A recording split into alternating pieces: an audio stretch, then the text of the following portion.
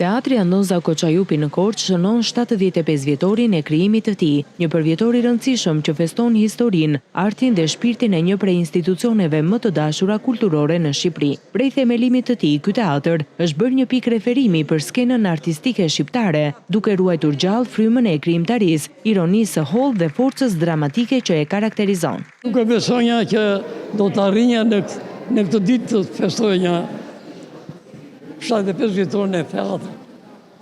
Jam i lumtur. Me gjithë zemër uroj që të festohet gjithmonë kështu. Gjatë këtyre 7 dekadave e gjysmë, skena e këtij teatri ka mirëpritur qindra shfaqje, nga dramat më të fuqishme shqiptare e ndërkombëtare te komeditë popullore që kanë bërë publikun të qesh me lot. Ne me krenari themi që e kemi mbajtur lart emrin e teatrit Korçës. Jemi përpjekur të krijojmë vepra të mira, të krijojmë veprat autorëve tuaj, por edhe atyre shqiptar, se pa dramën shqipe nuk ka teatr. Dhe ne jemi përpjekur ta kemi në politikat tona dhe ta bëjmë këtë gjë.